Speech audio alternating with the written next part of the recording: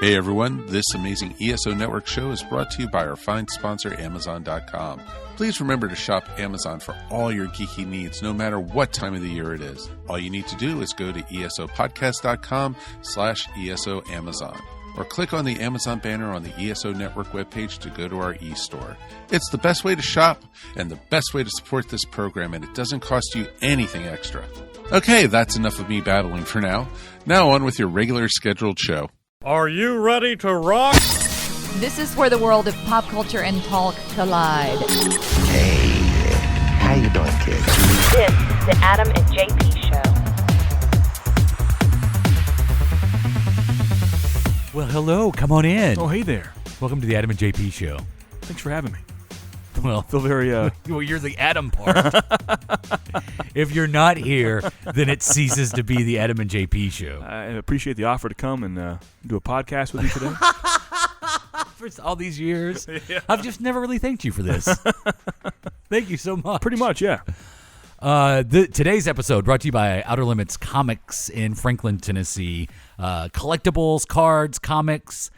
And I want to talk about their statues. They have some fantastic. If you are one of these that like the high-end statues, you should go see Outer Limits Comics in Franklin, Tennessee. If you're not in the Middle Tennessee area, just Google them. I'm a fan of a good bust myself. You like a bust? I do like a bust. I'm a bust man.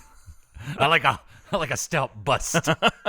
And they have a good variety. I like a nice hearty bust. Jeez, the hand movements too. Jeez. But they have all kinds of great stuff. Collectibles, a whole Star Wars wall. And don't forget the board games in the middle there. And reasonable prices on their comics. Yeah. Especially the back issues. Oh, man. $1 back issues? Who doesn't love that? Old trades. All kinds New of stuff. trades. Yeah. Trade paperbacks. Right. You might even swipe a McFarlane Toys Lucille. Yeah, you they have could. one of those there. Yeah, they do It's have probably those. not as expensive as it used to be. You don't think so? No. Is that went down a little bit? It's a McFarlane toy. Yeah, that's why. well, yeah, and then they mass produced them, and now everybody can have one for $10. Yeah, it's true. But there was a time that was $80, I think, At least I think I may have seen some triple digits somewhere. Really? I think so. Yeah. for a plastic Lucille. It wasn't hollow. It was a solid Lucille. It's solid. Yeah. Josh has one Does he? Mhm. Oh, nice. from Collection Connection. I didn't know that. He's got a Lucille. Yeah. Mhm. Didn't know that. I think it was a Christmas present. That's cool. I think. I know. I was there when he unwrapped it. Leaving it a mystery. Coming up on today's show, we're going to talk about one of my favorite movies from the 90s, Groundhog Day. Yeah, it's a great one. Because Groundhog Day is coming up. It is. Not a lot of movies about Groundhog Day, Yeah. so we're going to talk about Groundhog Day. But on top of that, the cherry on top, other movies that exploit the idea of being stuck in a time loop. Right, because with doing this research, I realized there's a lot more than we knew about time loops in movies. A lot of those out there. That's for sure. There's even, not to get ahead of ourselves, but just this past summer, one of the biggest movies of the summer, Doctor Strange, I guess Right. fall, technically, Yeah, it was fall. has a time loop at the end. Yeah. We'll talk about that soon. Yeah, we'll get to that. Go ahead and follow us now, Adam and JP, at Adam and JP on Twitter. You can also find us on Facebook, because coming up on Valentine's Day, we have a little Valentine's Day gift for you. Oh, yeah. On Valentine's Day, we're going to rebrand the show and also offer some stuff we haven't done before. Right. One of those being the capability of going back and hearing some of the archive shows. Not only that, but if you want to be even crazier, and you've always thought to yourself, hey, Adam and JP, I've listened to you guys for years, maybe weeks, maybe months, maybe even a few hours, but you know what? I want to be a part of this process. I want to be on the show and talk to you guys as well. Well, It could happen. this could be your chance. This could be your year Yeah. to be famous. 2017 is all, in 3 seconds, say your name. 2017 is all your year. Like, it didn't work out so well, did it? Yes. This is all going to be a fantastic year for you. Yeah. We're going to make your dreams come true in 2017. Yeah. And we have more info about that coming up on Valentine's Day. New look, new brand, same show. Yeah. Sort of. Kind of. We've gotten positive and negative feedback. I'll be honest about it. Oh, boy, we have. Whoa, Nelly. Not going to lie about that. But you know what? Change has to happen. Look at Madonna. Can you see it on our Facebook page? Yeah. Because we have a friend of ours who's listened for a long time, not happy, that said that we were one of his favorite pop culture cast. Not happy with the fact that we focused on action movies. At first, if I can be honest, I thought that was a joke. No, I think he was absolutely serious. Because anytime someone says they're not having a good time because all I'm hearing about is 80s and 90s action stars, That's pop culture. that's so ridiculous. It's got to be funny. Right. I mean, 90s Who action, doesn't love that? Exact 90s action stars are entertaining. So I say to him and anyone else that has hesitations, this is a process. We're trying new things. We're trying to grow as podcasters and expand the horizons of our art. And we'll need a few weeks until we get into a nice little groove. Don't leave yet. I think he already has. I think so as well.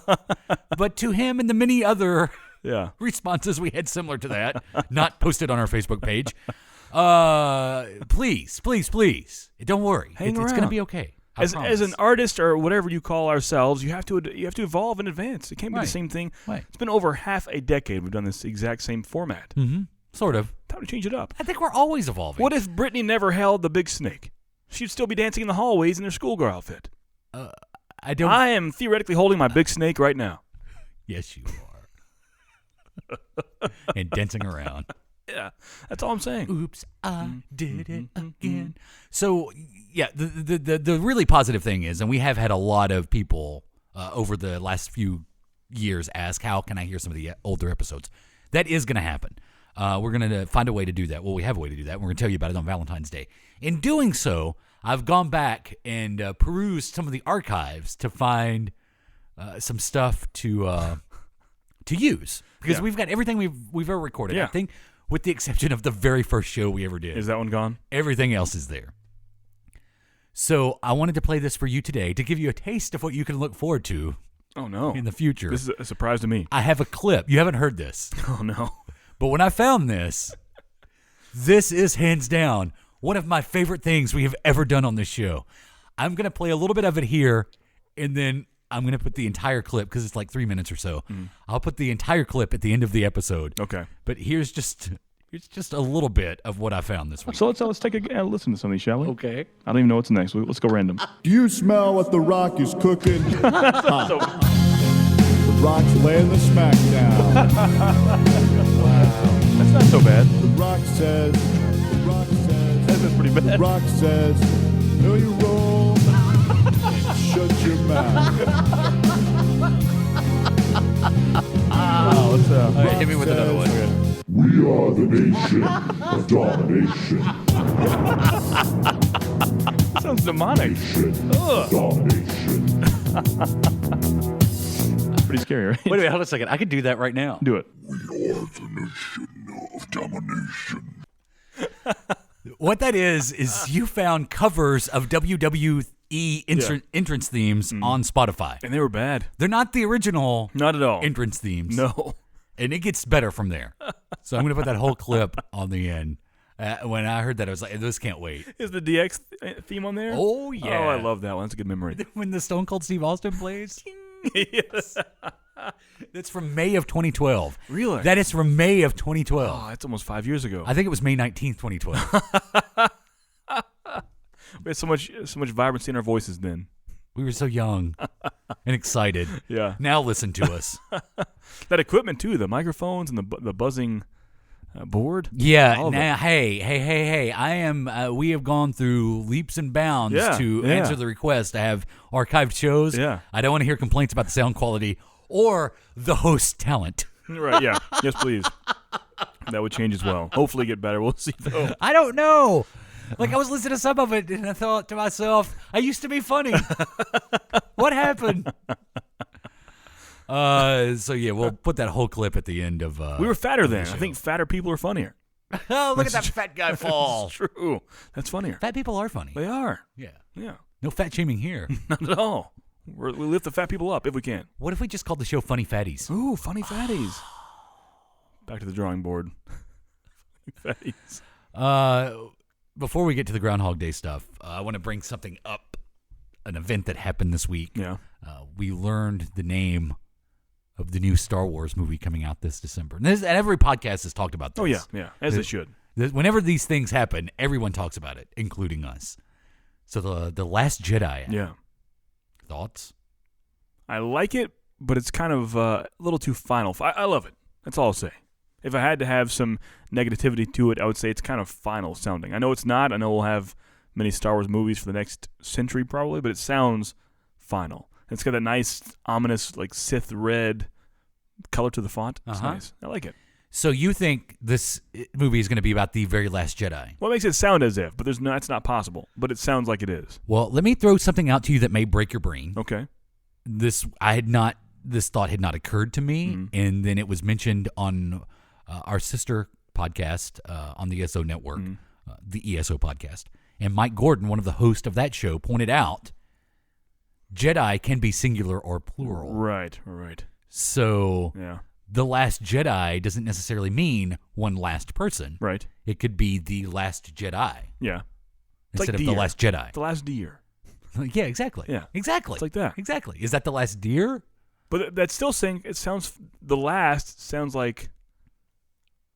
final. Unless we're saying last as in last time, like the Last Jedi. That's another This way. is the last movie you're gonna have to see with a damn Jedi in it. That would be bad. But unless it's taking in like in a past tense, like the Last Jedi. Well, we do know that this current trilogy that we're in the middle of will end, supposedly, the Skywalker storyline in Star Wars. Think of it like this. Rey goes to Luke to be trained in the Force. His response to her, I don't want to train you because the last Jedi I trained was Kylo Ren. Like Did he train Kylo Ren? I think that's what that was. That was that? I think that was, and he went crazy, and yeah, that's how I took that. What if we get a heel turn from Luke Skywalker? That would be good. He's always dabbled in the dark. I mean, Skywalkers in general have tainted blood. What if he's the one that put Kylo Ren on the path that he's currently on? That's why I think the Force itself is evil in nature. I'll stand by it. I'll stand by it. I'll stand by it. No. I mean, the only person ever in the history of the galaxy that was born straight from the Force, Anakin Skywalker himself, he turned evil. The stronger characters always are evil. I'm a Yoda fan, you know that, but the top Force users and wielders are the Emperor and Darth Vader himself. I don't think they'll ever make Luke Skywalker a bad guy. I think he's always. I don't think so. His toes have always touched. So in Jedi, he was pretty dark-ish. Is Luke the last Jedi, or will Rey be the last Jedi, or together will they create a whole new clan that will be the last? I don't think they're Jedi clan. I don't think it means that. Like I said, it's too final, and they know the money they can make for a century ahead of this. They won't end the Jedi. That's what their money is. Well, there was a YouTube video. You're talking about the Force being the most evil entity in the galaxy, which I tend to disagree with. And so does George Lucas. I did share this. I like that video as well. Yeah. Where he talks about the light side of the Force and the dark side of the Force. Yeah. If you like helping people and you're generally good, that's the light side of the Force. Yeah. If you're like most Americans and you crave, you want to have money and power and that's what you seek, then you're Donald Trump. I mean, dark side of the Force. But you can't deny it. The only person ever to be born from the Force itself, the most purest form of the Force, is Anakin Skywalker. We saw what he became. I mean, how do you dispute that? As the Force not being Here's evil how in I itself. dispute that. That whole midichlorian shit. I hate to begin with. Yeah. I mean, you can't go back and say it's not. I mean, it's not like it's a Because non-canon book. it George goes Lucas against- himself did this. Because that goes against the whole theory of the Force to begin with. Because the Force is supposed to be this cosmic entity, right? That you, or a religion, that you can go light or dark with. Then your midichlorian count shouldn't matter. Yeah, if it's measurable, I guess not. They needed a MacGuffin for that first movie. You think so? And it became the midichlorian. So you think in the original trilogy, Anakin had a father? We should know him yet? You think so? Interesting. Luke's granddaddy? Mm-hmm. Grandpappy? I mean, do you think that was from the get-go? That was his... Maybe. I mean, I don't know. Maybe. The character of Anakin's been around since then, so I would imagine he had a backstory as well. I'd like to see what George Lucas thought of it then. Did he have a father? Was he always born of the Force? But I will say they were really smart because no one ever defeated Vader. Mm-hmm. Vader ended up being defeated because he gave in to the light side of the Force. Yeah. And that ended up being his downfall. Because he wasn't defeated by Luke. Yeah. Someone say Obi-Wan defeated him. I mean, he didn't kill him, but... I think he outsmarted him. Yeah. Strike me down now. That's all I'm saying. If you stand by the fact that he was born pure of the Force, it went evil, turned evil. That's all I'm saying. I don't know. And I think Kylo Ren knows that. He knows the darker side is better and stronger, more powerful. But isn't he just kind of a wannabe? No. So I found out he didn't find out Darth Vader was his father until 7 years before The Force Awakens. His whole family past was kept a secret from him. He didn't find out that Darth Vader was Luke's father? Didn't know that that was Kylo Ren's grandfather. Sorry. He didn't know that. Right. That his grandfather was Kylo Ren knew that Darth Vader. Leia and Han were his parents. Didn't know that Anakin/Vader was Leia's father. Didn't Until know how many months? 7 years prior 7 to years. The Force Awakens, yeah. And it was obviously a game changer for him. Yeah. I'm going to kill my old man. Yeah. Pretty much. Spoilers. What was his name? Who's that? Kylo Ren's name. Ben. Ben. Mm-hmm. Ben Solo. Ben. What are you doing? You're up here. I'm excited for 8, though. I hate you. I hate you, Dad. Yeah, it's going to be good. Yeah. So what do you make of the whole idea that this current trilogy seems to be forming a sentence? Yeah, I think it's just a coincidence. The Force Awakens, The Last Jedi. I mean, it's unless you count Rey as the Last Jedi. Is she going to be the Last Jedi? I don't know. I don't think so. I mean, I think Finn himself has a little bit of Force to him. Some say Poe Dameron himself has Force in him as well. To be that good of a pilot, you have to have some Force presence. But see, that goes back to my point. Shouldn't the Force be something that everyone can tap into? I don't. We kind of see that in Rogue One. In which way? The Oh yeah, well, the blind guy. Yeah, he's kind of like a believer. I mean, I don't think he has. He's a but believer. He's a believer, but I don't think he possesses it. I think it's like Harry Potter and magic. But is it something you can possess? Muggles and magic. Should it be something you can possess? Yeah. Not if it's a religion. It's something you believe That's in. what I think they were followers of that Jedi religion, but they didn't have that. Their midichlorian count wasn't high enough. Exactly, yeah. You don't like the midichlorians? No. I mean, Do you? I mean, Lucas wrote it, so it's real. It's not like it's some kind of third-rate book that someone wrote and put into Barnes & Noble. And Canon, or Lucas wrote it himself. It's there. It's real. He said so. It's real. All of it. It's real. So I see it as it happened way, way, way before, but think of it as in Harry Potter. Mm-hmm. You're either a Muggle or you're not. You're a Muggle or you have magic, and sometimes you're mudblood, and you have both. Well, that works for Harry Potter. Yeah, because it's magic. Yeah, that's all. They're space wizards with swords. That's all it is. When you break it down. Oh, I wish they'd called it Space Wizards. That's how I see it. You have it or you don't. It would be so much better if it was called Space Wizards. Yeah. You think if you're not born with midichlorians, you could gain the Force by knowledge? You could learn it? I don't think so. You have to have it or you don't. It limits who can be a Jedi. Even Rey herself knew the Force, didn't even know what the Force was, and she was very strong in it. She'd never heard the F word before Force, but she was showing signs of being very Force sensitive. So her lineage has to be someone that we are familiar with. I don't think they never talked about it being very passed down from generation. I mean, it happens. But it clearly is. It can. I guess it can be. Because Luke is Vader's son. Yeah. Yeah. I'm assuming, though they didn't do a blood test in the movie, I assume that his midichlorian count is pretty high. Yeah. But not as high as Leia's? So you think Even though they're twins? You think it's hereditary? I mean, it has to be. Never thought of it like that. If you're talking about something that's in your bloodstream, yeah, it has to be hereditary. I guess so, yeah. It can be passed down. It could be like a mutation, a genetic mutation. So there's only a set number of families across the galaxy that can have Jedi. So it's like Royal Space Wizards. Even better name. Yeah. With swords. Right. When do you think we'll get a trailer? I think soon. D23. You think so? Mm-hmm. Really? Mm-hmm.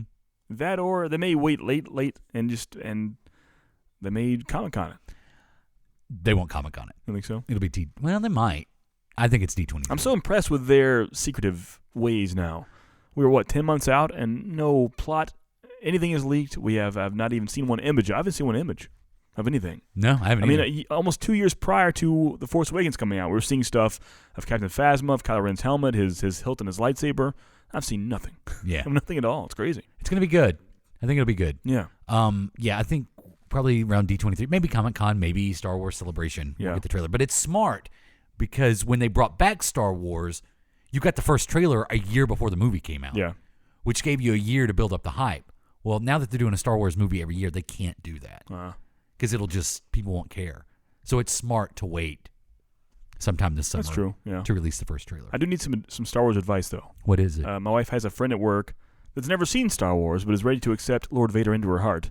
And so she's wanting to Where do we begin? Do not show her the original trilogy. That's what my wife said. Do not show her that crap. That's what she told me. Do not. That crap?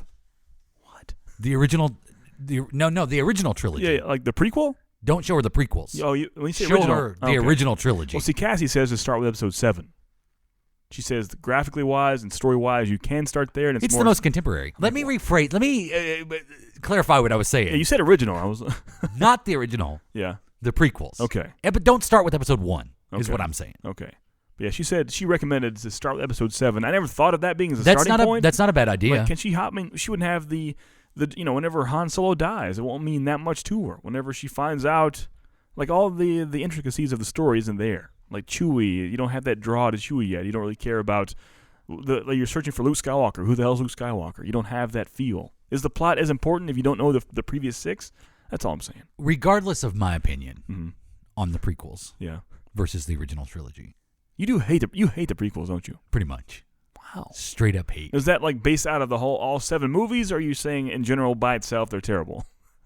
I think in general by itself. Yeah. Episode 1 is a horrible movie. Wow. It's horrible. Wow. Quote me on that. I don't care. Bring it on. I don't care. Bring it on, Internet. Didn't know you hated that. You love trade federations? You love building walls in the galaxy? Start with episode 4. Mm-hmm. Because that's how we all, like anyone who's seen these and, has known Star Wars their entire life practically. Yeah. That's how we all experienced it. I agree, but it's so this. That's what I was going to say. Regardless of my my opinion, give her the experience that you had. this friend of hers is a female in her mid-30s, never seen any Star Wars at all, and she was afraid starting with episode 4 would kind of throw her off. Like it's slow pace, it's an old 70s sci-fi movie. She doesn't care, and she's done. But then, whereas episode 7 is very, like you said, very modern. Looks nice, good graphics. The characters are fun, relatable. You get invested in them. So maybe 7 is a good starting point for someone now who's never seen it. How about this? Yeah. Go see Rogue One and then start with episode 4. That would make even less sense. No, it wouldn't. I think even less sense. No. If you go see Rogue One in the theater while it's still in the theaters, and then you go home and watch the original Star Wars movie, episode 4, A New Hope, it's like a continuation of that movie. I think that would make zero sense, though. I mean, the first time you see Vader at all, it's just... Yeah, but it would be like, oh, who's that? Like, come on. Are we assuming that this person has lived in a cave her entire life and is totally unaware of has no idea who Darth Vader is? I think if you're in your mid-30s and have never seen Star Wars, it's close. Like when she walks into Walmart when these movies are out and it's just stormtroopers and Vaders for aisles and aisles. Yeah, but I don't know if she knows if he's a bad guy. I wonder who those guys are. Think she would know? I don't know. Are those football players? I doubt that's happening. I think... she knows who Darth Vader is. Because I thought about this, because I plan to every 2 years to repeat the Star Wars marathon. Mm-hmm. And it's going to be quite lengthy next time. I think I may take out Rogue One because it's not necessary. It is necessary. Oh, no. You know what I say? What's that? Take out the prequels, start with Rogue One. No. You can't. You have to have the prequels. You got two movies. Yeah. Start with that, because you know how long it was last time? It was a 15-hour marathon. Now we have 2 more movies on top of that. Here's what I say. Almost 19 hours. Oh, almost 20 hours. To hell with the backstory. Start with Rogue One, go New Hope, the original trilogy, and then Episode 7. I can't agree with starting Rogue One. That would throw me off so badly. It throws you right in there. I'm fully familiar with the backstory, and I was confused the first 30 minutes of that movie. No. It's like, who is this guy? Who cares? You already know who Darth Vader is. Yeah. Maybe. I'm telling you, when you do this, if you don't do it that way, I'm leaving. For the prequels. If I show up and a prequel's on, I'm going to get in my car and go home. So this begs the question, the next viewing party we do have, say we show all, what are we at now, including that, all 9 episodes? No, 8 episodes. Look, man, if you want a viewing party. Which order do you want? And I've thought about this. Yeah. Don't do the Star Wars movies. What? You have to. Do the Marvel films. No, that's so many. And where do you go and what do you do? But I have to do one every 2 years without fail in December, a Star Wars episodic movie will come out. Yeah. That's going to happen. Uh-huh. Yeah. Yep. Like when would you put the new Marvel movie out for the release of what? So your next viewing party will be... This December. This December? Yeah. Oh, okay. Yeah. Oh, when the actual trilogy movie. Yeah, because we did last time. Like 2 weeks before The Force Awakens came out, we had the big marathon. Did you just ask me where I would start? I told you where I would start. You would start Rogue One. Rogue One. Into A New Hope. Yeah. to hell with the prequels. No, see, you're missing that part. You have to show the prequels. You have to show Who the cares? prequels. You have to show the You get enough of Darth Vader's backstory. Like, we knew Darth Vader's backstory for years before one of those prequels came out. Yeah, but That's all we need to know. But you weren't, like, when you saw Vader before that, he was always the bad guy dressed in black. After the prequels, you have some humanity to him. You see, he fell in love. He had kids. He had a mentor in Obi-Wan Kenobi. And you'll never see Hayden Christensen becoming that character that you're talking about when you watch the prequels. In my head, it happened. Animal. All right, we got to get to Groundhog Day. Okay, let's do that. We'll table the Star Wars talk. We'll come back to Star Wars. Yeah, we're going to have a whole episode on that.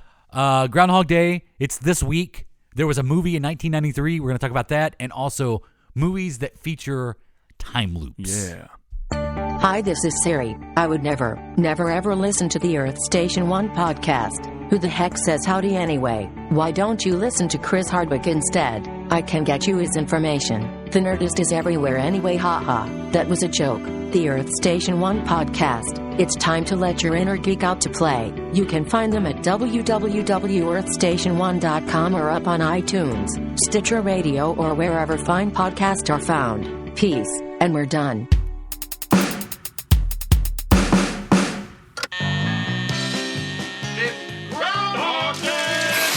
Groundhog time. 1,000 people freezing their butts off waiting to worship a rat. Weatherman Phil Connors is spending the day in Puxatawney, Pennsylvania. Phil? Ned Ryerson. I did the whistling belly button trick at the high school talent show. Bing! Bing! But Phil's about to find out he's not just stuck in Puxatawney. Will you be checking out today, Mr. Connors? Chance of departure today, 100%. He's stuck Groundhog Day! in Groundhog Day. I'm reliving the same day over and over. 1993, Groundhog Day.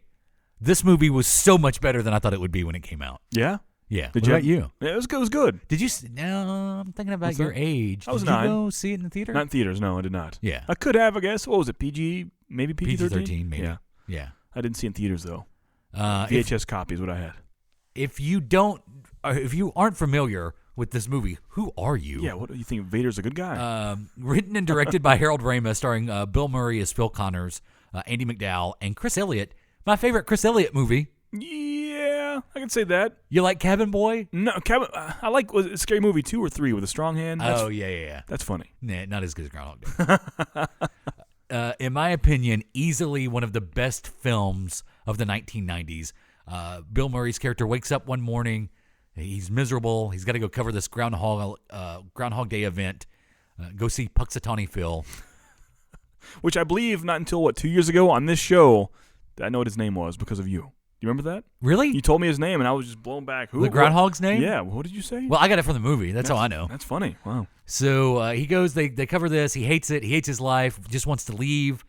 Goes to bed. Wakes up. It's the same day over and over again.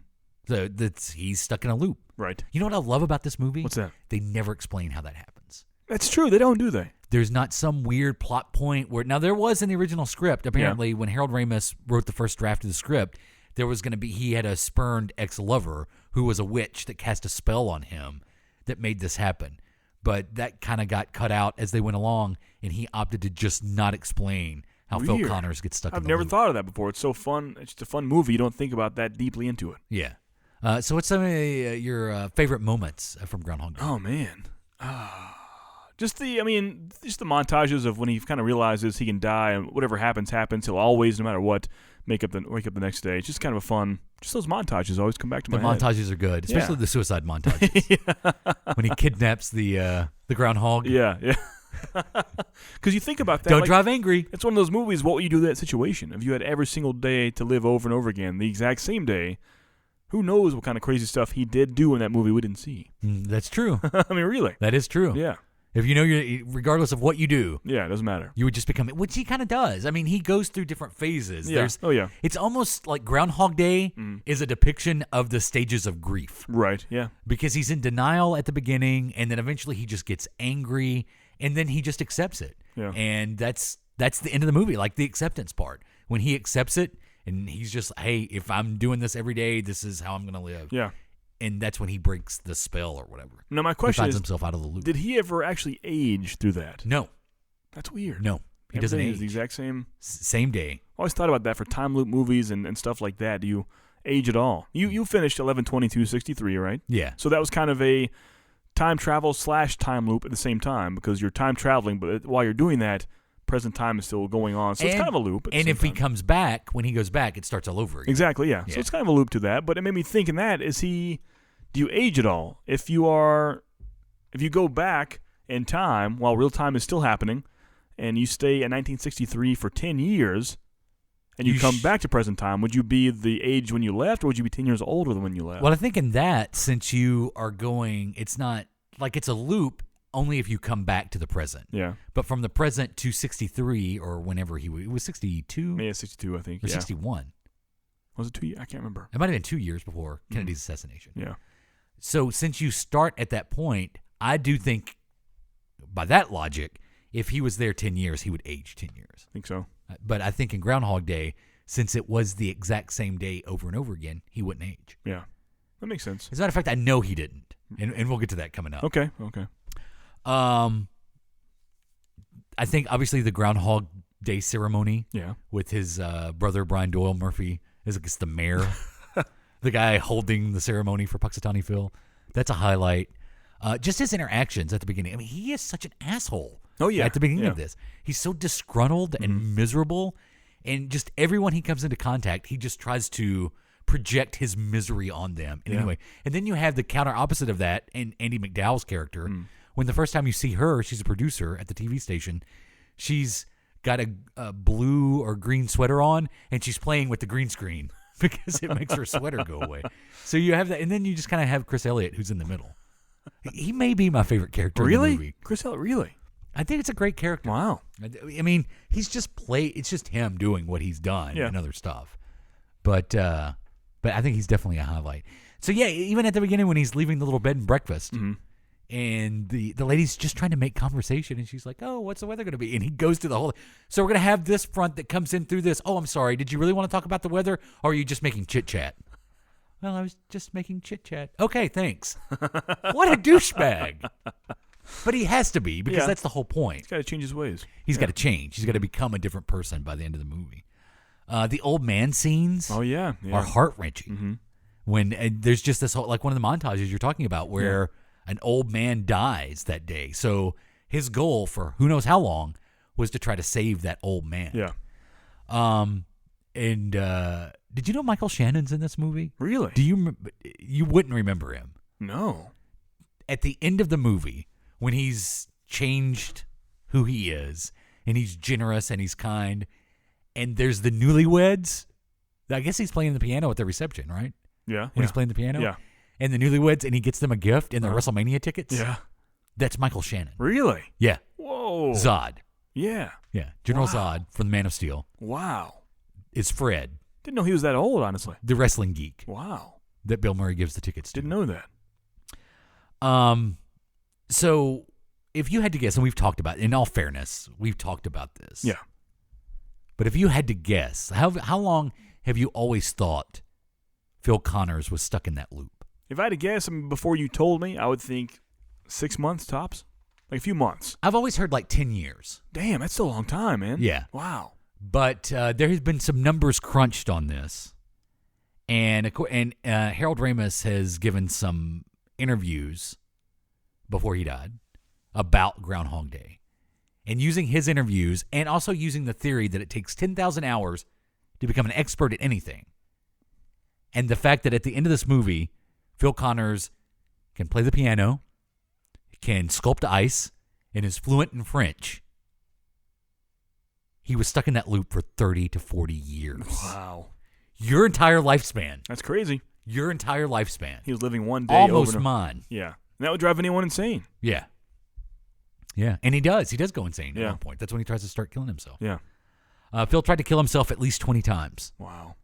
So he spent a month trying to commit suicide. Yeah. But think about that, though. He's kind of living not 2 lives, but a life and a half. He comes back to the normal timeline, and it continues like it never even changed, but he lives an extra 30 or 40 years. Yeah. I'm sure he has some PTSD about that and fearing waking up from sleep every morning thereafter, but still. But then he eventually accepts it. Yeah. Which would be hard. I mean, once he's back to normal life. Right. Yeah. Exactly. Yeah. Some of the other telltale signs of how long he was actually in this loop. Unless you have a photographic memory, it would have taken him a week to learn all the Jeopardy answers and time his reactions to the show. Really? Just a normal person trying to do that, a 30-minute program. Yeah. And how he can, react to everything would have taken probably about a week. He most likely spent the better part of a month learning the exact timing down to the second of the events going on while he steals the money from the armored car. When he goes and steals the money and then spends it on a Clint Eastwood outfit. Yeah. And has the girl dress up as a nurse. Yeah. And then go to the movie.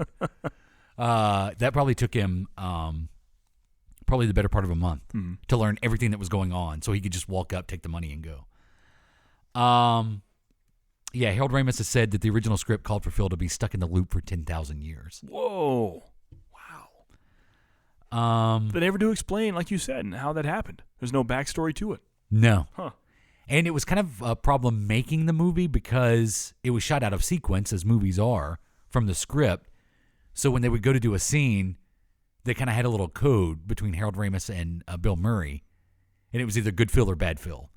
So Murray could adjust his tone and how he would act in the scene if it was supposed to be bad Phil at the beginning of the movie or good Phil at the end. Because it's the same scenes over and over again. Yeah.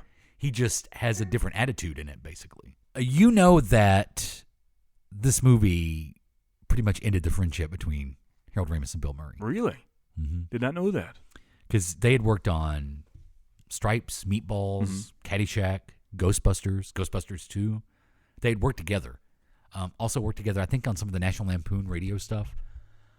And so they were friends. They were really close friends. And after this movie, they didn't speak for years. They didn't speak again until Harold Ramis was on his deathbed from the autoimmune disease that he had. Mm-hmm. What happened? From what I've read, basically, Bill Murray was in a pretty dark place when he made Groundhog Day because he was going through a divorce. And then he didn't like the tone, or didn't feel like he liked the tone that Harold Ramis was bringing to the movie. He thought it should be darker, obviously. And so, and this is just from, I think this was on the Cinema Blend article.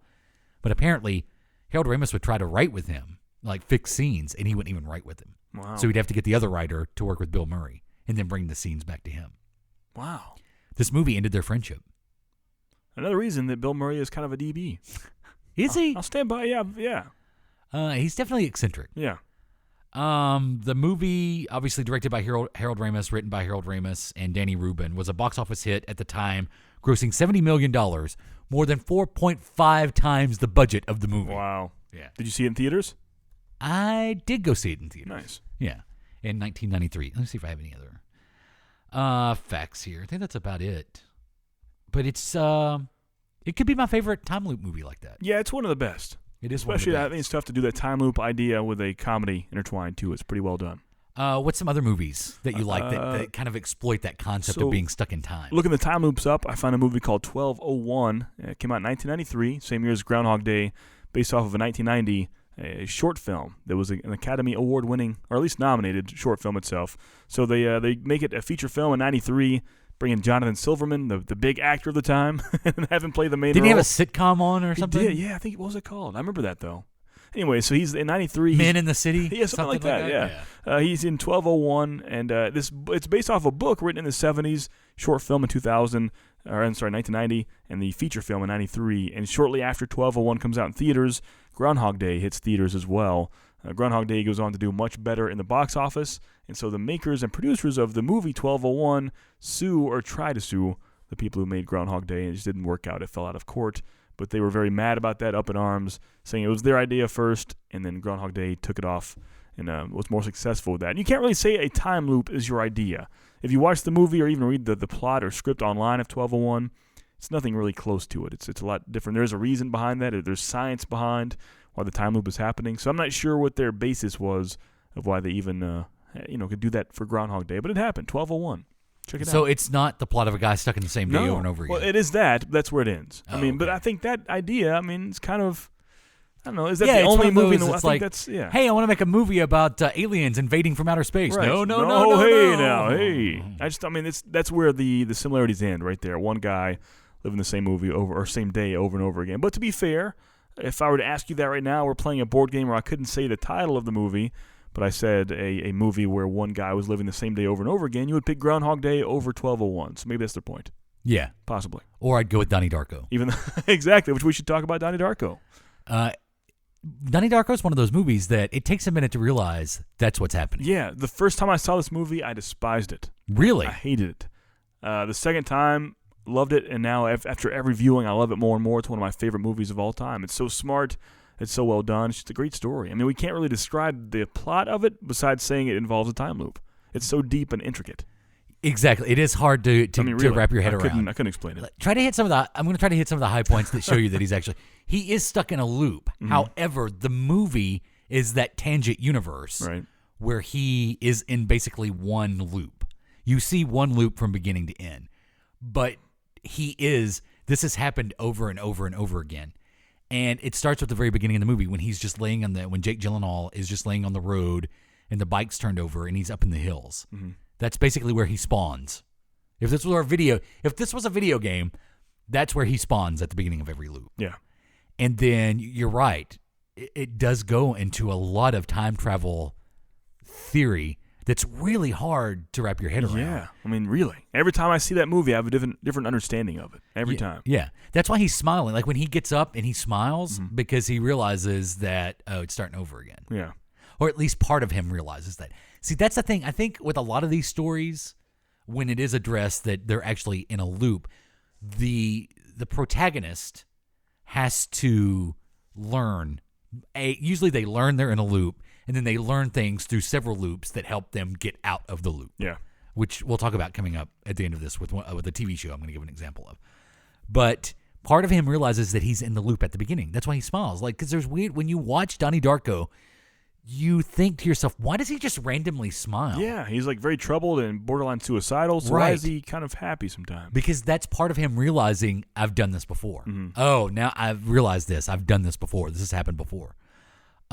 He is what's referred to as a living receiver in the loop, which means he is granted some abilities, or he possesses some abilities, and can also close the circuit to stop the loop. Mm. This is so complicated. That's what I'm saying. It's tough to talk about it. Frank the Bunny. Uh-huh. So basically what happens is like at the end of the movie is actually the beginning of the movie. Right. Because the universe rips open and this loop starts. Yeah, because in a way, at the beginning, you see he's not in his bedroom, but he comes home, and where his bed was, something came from the sky from an airplane and crashed through his... Right, the engine. Yeah, exactly. Yeah. And it just crushed his bed where he would be sleeping. Right. But he wasn't there, thankfully. No, because the engine is the artifact, and the artifact has to be used to close the loop. The artifact has to be used to close the circuit. Mm. That's why when it misses him at the beginning and it falls through, it's from the future. That's why they don't know what the plane is, because it's from the future. Mm. It's from 28 days from that point. Frank the Bunny is what's referred to as the manipulated dead, which means once the whole rips open in the universe and this tangent universe is formed, which is an alternate timeline, Frank dies in that timeline. He shouldn't. So he becomes the manipulated dead, which allows him to be a guide for Donnie through the tangent universe, through the 28 days, and hopefully guide him to close the circuit and fix the loop. That's kind of like an overview. Yeah, even as complicated as that was, a very simplified overview. Yeah. And at times they want, to me it's kind of genius because obviously they wanted you to think. The filmmakers want you to think. They don't want to spell anything out for you, but they do give you little hints along the way that that's what's actually happening, the loop. Grandma Death is the loop personified in the movie. That's why she just repeatedly goes from her house to her mailbox. Because in the movie, you have a character that is a repeating loop. Mm. And that's probably their biggest indication. Like, we want to give the audience something. We want them to figure it out, but we want to give them something. And that's Grandma Death. The fact that she is just in this repeated back from the house to the mailbox, from the house to the mailbox. Yeah. That's basically the loop personified in the movie. Crazy, huh? And a great cast, too. Oh, fantastic cast. I mean, like you said, Jake Gyllenhaal is in there. His sister Maggie is in there. Don't forget Patrick Swayze makes an appearance. Yeah, as a pedophile? Yeah. It's a great, that had to be one of Swayze's last big roles, right? Probably last Didn't he die in big role. 2005? Was that long ago? Or 2000? Oh, maybe it was later than that. Yeah. Maybe like 7 or 8. Yeah. But yeah, he's great in it. Oh, yeah. They're all everybody. Just, like the Drew soundtrack Barrymore is great. You feel like you're in the 80s again. It's good. It's good. I was going to say that. I think Donnie Darko does a Stranger Things level of bringing the 80s, especially the scene with the Tears for Fears song. Yeah, the slow motion. Like when the school bus doors open from the back and it says Morrissey rules. Yeah. And then it goes through the Tears for Fears song and you kind of meet all the characters from the movie. In a weird kind of, slow down, like fast forward, rewind, slow motion montage. Yeah. Which was once again a hint of what's actually happening in the movie. Right. There's, it's kind of a time elapse effect. Yeah, Noah Wile's in it. Oh yeah, yeah. Like I've never said I love a movie with Noah Wile in it, but you did now. But I did that one. Yeah, I love that one. I mean, you haven't seen Donnie Darko. You owe yourself a favor and do that. There was a sequel called S. Darko that I haven't seen. Yeah, I never saw that. But I don't see how that can be sequelized. It's not the same director. It's not the same writer, and it focuses on Donnie's sister Samantha. So I've never seen it. I haven't seen it. Yeah. However, it probably wasn't even Maggie Gyllenhaal, was it? No, I doubt it. I doubt it. That's so weird that they play brother and sister in the movie. Like they actually are brother and sister, and they play brother and sister in the movie. I'm voting for Dukakis. That's so funny too, because with the dad, the night that the jet engine falls through the house the first time, and the dad, he gets up and he goes to the living room to watch a tape debate between Michael Dukakis and George Bush, or George H.W. Bush. And like Dukakis is on the screen, he's like, Dukakis, suck it. And then when George comes on there, you tell him, George. That's funny. There's if you've never seen Donnie Darko, do yourself a favor. You won't understand it the first time you see it. No, like I said, I did not enjoy that whatsoever, but now it's one of my top 10 movies of all time. Yeah. I would say that. Other movies or to use that plot device? We spoke of Doctor Strange earlier. Now, the whole movie isn't based on the time loop. There's a good part of the, if you want to say, the boss battle of the movie revolves around a time loop. Dormammu. Dormammu. That's the way he defeats the boss. I won't give spoilers because it's a new-ish movie, so I won't say how it ends, but let's say if you can't defeat someone, you just kind of make them mad at you. Yeah. Give yourself every chance. Yeah. But that is basically what he just pisses him off. Yeah, pretty much. Just makes I'm not going to beat you. I'm just going to make you mad. Yeah. That's a fun ending to that movie. Yeah. Edge of Tomorrow. Live, Die, Repeat. Have you seen this? I have not, but after reading about it, I want to now. I think the advertisement was terrible for this. Like reading the plot line, and I want to see this so badly now, but I had no intentions when I saw commercials for it. Yeah, it came out in 2014. Stars Tom Cruise and Emily Blunt. It's a futuristic, but not like distant future. It's like near future war movie, basically. But you have the character that Tom Cruise plays that ends up being stuck in a loop, and he dies. That's what happens in this. Kind of almost. There's a little bit of that in Groundhog Day when he kills himself. But every time Tom Cruise dies, he goes back and starts from the very point in time and works forward. What's really good about Edge of Tomorrow, or Live, Die, Repeat, whatever they're calling it now, is the fact that not only does it, like we talked about, where he learns stuff as he goes, he's basically being trained to be a soldier through the time loops. Right. So you do that enough times, you become, an incredible soldier. But as he uses his knowledge to push the events a little more forward. So the beginning of the movie is the same thing over and over again. But then as he learns and the characters learn and he is trained, the time progresses through the film, which is kind of cool. Yeah. I want to hear that one in. I do want to see it. Yeah. Didn't they kind of almost borderline change the name of the movie when it came out on a Blu-ray release? Yeah, well, it had this weird thing. I guess the Live, Die, Repeat part of that movie was just it was like the slogan. It was like, Edge of Tomorrow, Live, Die, Repeat.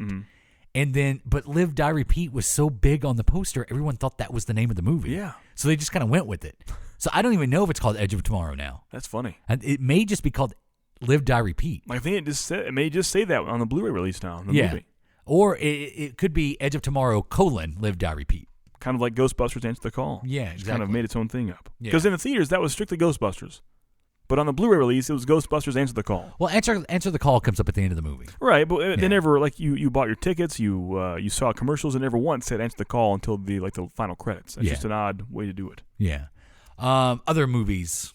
Have you ever Time loop seen movies? My Boyfriend's Back?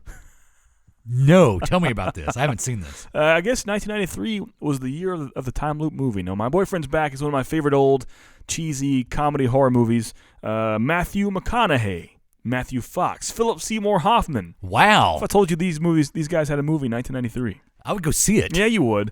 So I'll give very quickly for you. The main character, Johnny Dingle, is in love with Missy McLeod. Has been since kindergarten. She doesn't know he exists. They're seniors in high school. All he wants in life is to go to prom with Miss Missy McLeod. So he has a great idea with his friend. I believe his name is Edward, his best friend.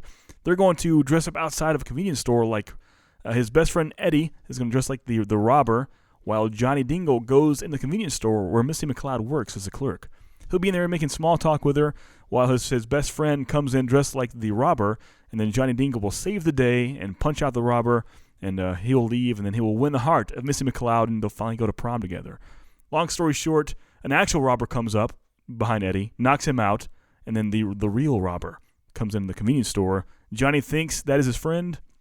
The plot, thickens, and the actual robber shoots Johnny trying to save Missy. And as he's dying in Missy McLeod's arms, he asks her, "Missy, I just want to ask you one thing. Will you go to the prom with me?" And she's like, "Yeah, sure." And then he dies.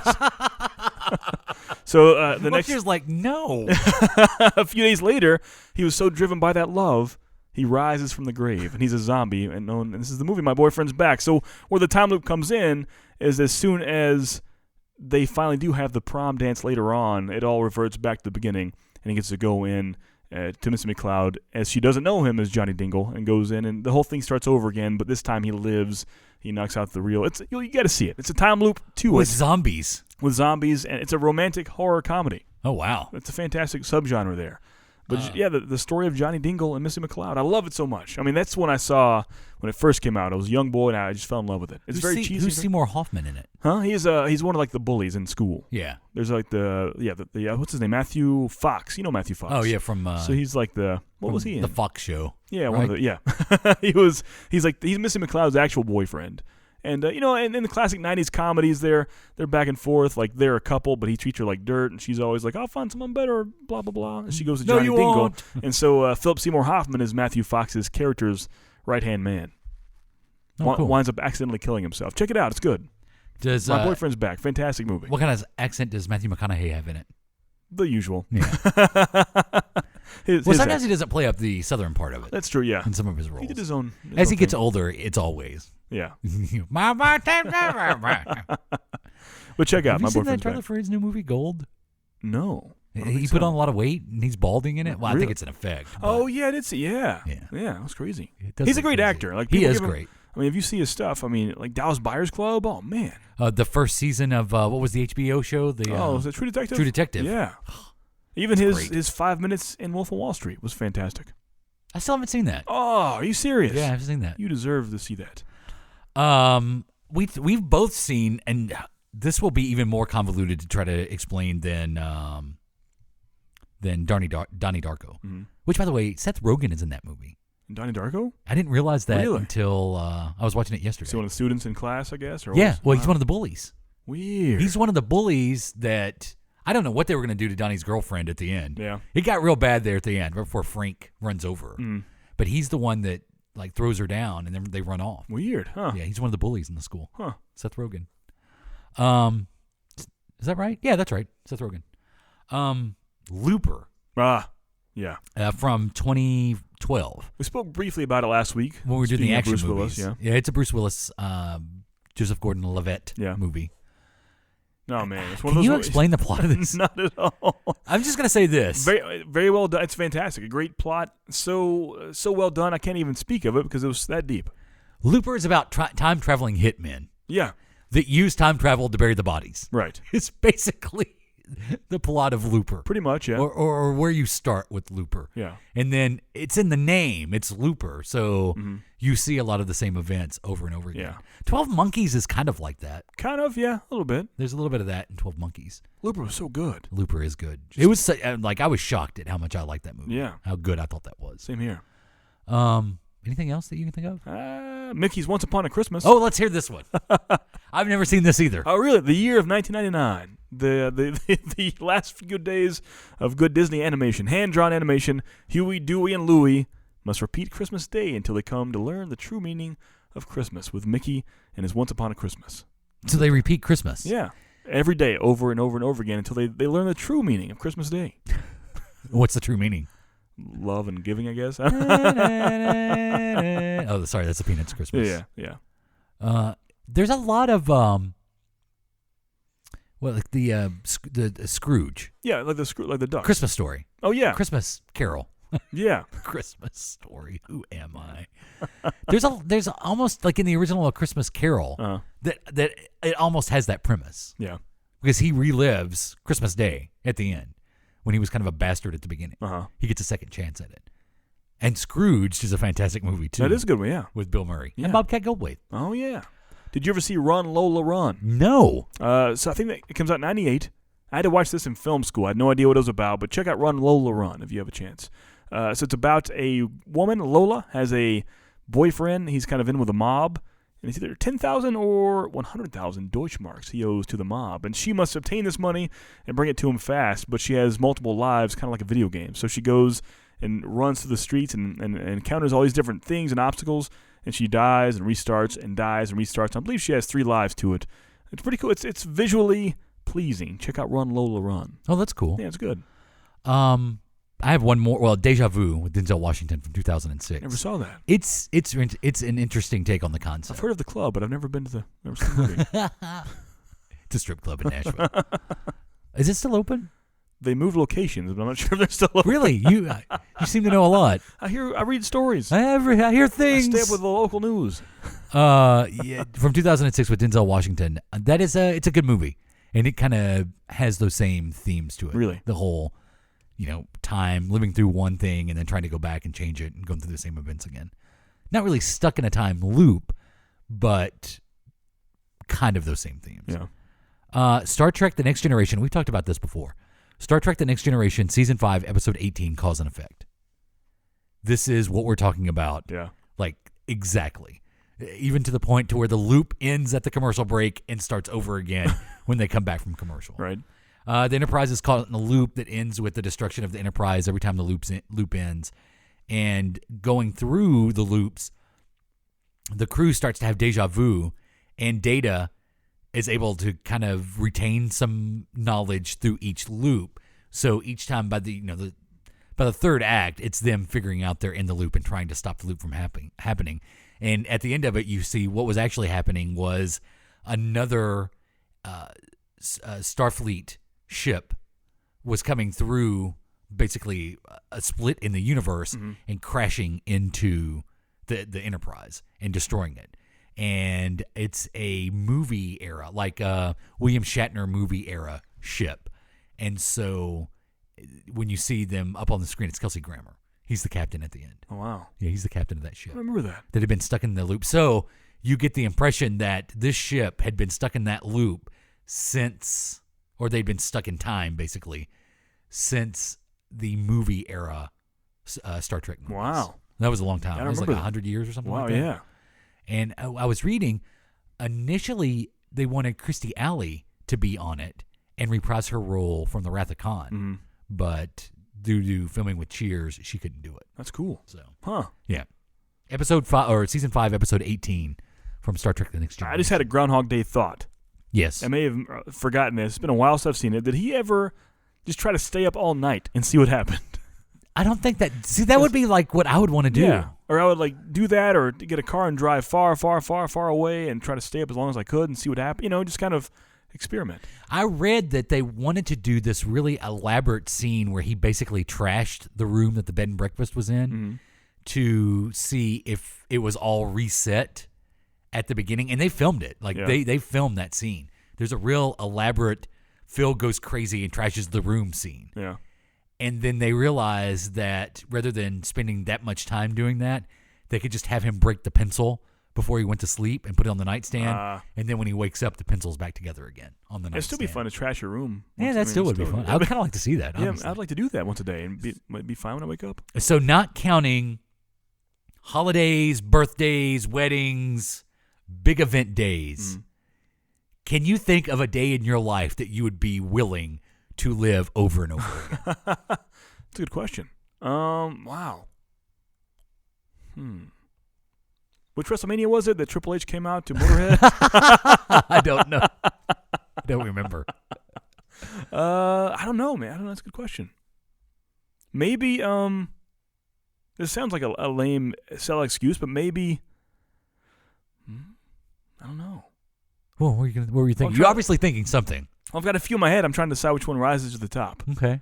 I think the day the Titans went to the Super Bowl was a big day for me. All day. It was hype until, the end, how it ended. But the whole day up was awesome. Well, if you get stuck in the loop, maybe you could try to make it. I can make it there because it was in Atlanta that year. Yeah. Which I could wake up that morning, drive down there, and run on the field, and I can do some stuff. Yeah. You go to the locker room, mess up Kurt Warner's shoes, deflate the ball a little bit.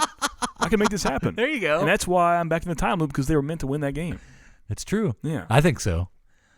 I would not want to do that at all. Not over and over again. Just if they gave me like a year and I had a goal to do it, I think it'd be fun. Because you have to be careful. You can't pick a day that you love. Because if you pick a day that you love, then that memory is going to be just ruined if you ever break the loop. Right, yeah. Because, oh, yeah, I did that for 30 years. That was great. Nothing that long. But you can't pick a super sad day either, like a day that someone dies or something like that. Because then, okay, yeah, I want to relive that day for 30 years. Right. So I think if it were going to happen, it just has to be some random day. Well, like the first day we ever did the podcast. Think about that. Yeah, the first episode we ever did. Random day that's not memorable. The first day we ever did it. Imagine how great the show would be if we had 30 years of practice and then we began our podcast. That's what I'm saying. Rise and shine, campers. Yeah. They also said in Groundhog Day, they purposely went with I Got You, Babe, because of the repetitive nature of the song. Yeah, that's funny. It fit the theme of the movie. Yeah. Yeah. Huh. So tell us your favorite time loop movies or TV shows or theories. Do it. If you have a Donnie Darko theory, I would love to hear it. Yeah, and if you've seen S. Darko, let me know as well. I would like to know about that too. Go ahead and shoot us an email, ajp@adamandjp.com. You can always tweet us at adamandjp and check us out on Facebook, as some people have done this week. Facebook.com/adamandjp. And Twitter. Twitter's good. Had some Twitter action That's too. That's true, yeah. Hey, coming up on the Tuesday show, we know you probably hate football. Nothing wrong with that, but you can love comics, Star Wars, and football. That person does exist. We know you probably hate football. Yeah. So we're going to give you some football movies that you can watch on the Super Bowl. Yeah. So you're not going to watch the Super Bowl. Watch a football movie instead. Are we weird? Are we strange? Why? I mean, just in general, are we, the things that we like football and yeah. Like, I'm excited about the Super Bowl. I'm excited about the new Star Wars movie. I'm excited about the new comic book movies coming out. I'm excited about video game. That's not normal, is it? They're usually not compatible. That's so odd. Yeah. Huh. So that's why we're going to do a service. We're going to take our knowledge of football, apply it to football movies, and give you football movies that you can enjoy on Super Bowl. I'm excited about the Royal Rumble coming up soon. I mean, all these things that sometimes don't mix. I mix it all. There's not much I don't like. Kurt Angle's coming back? Oh. Think about that. We're going to talk about that on Tuesday. Okay. That's coming up on Tuesday's show. Football movies for people who hate football. And even if you hate football or love it, listen to the show. Give it a chance. We got some good ones. Britney's later albums are good. That's all I'm saying. I'm Jay Patrick, the guy with the big yellow python. Is Adam. This is the Adam and JP Show.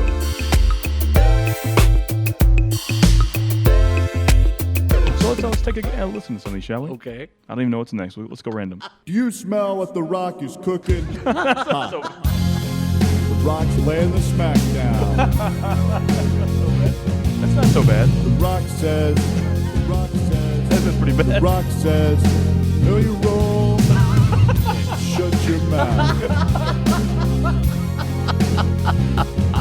Let's all right, hit me with another one. Okay.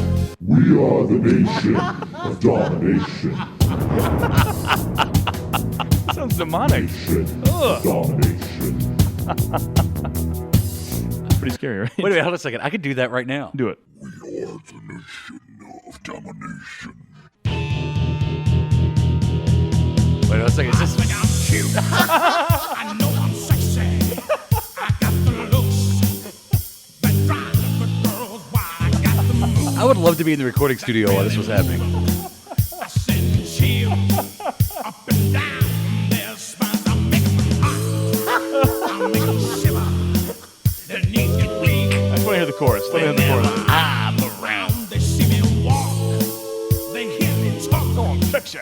I make them feel like they're cloud nine. I'm just a sexy boy.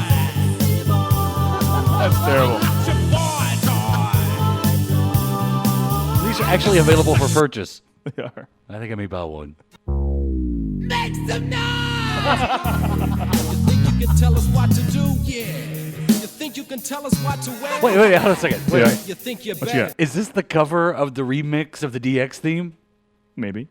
You better get ready to bow to the master. It's the X-Pac. Yeah. Oh, X-Pac. it's X-Pac. Yeah. Wow. Oh no! Someone dropped a glass. Someone dropped a shot glass. I gotta hear that break again. What is that? Oh, you didn't know? Your ass better call somebody. It's goofy. You didn't know.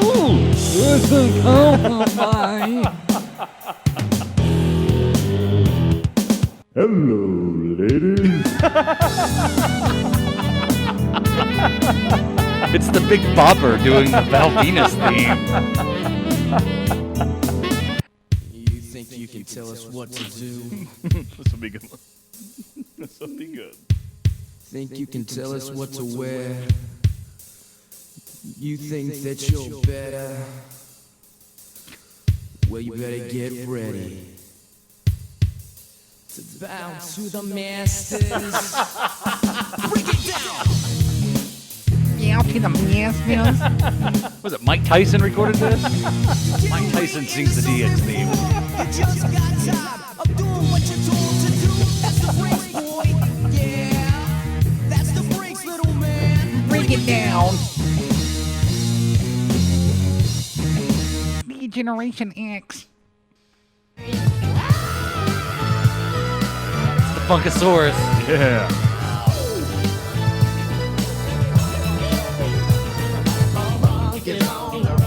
This has been a production of the Adam and JP family of on-demand talk radio. AdamandJP.com. Right now. This has been a broadcast of the ESO Network, your station for all things geek, classic, current, and beyond. Be part of the crew at ESONetwork.com.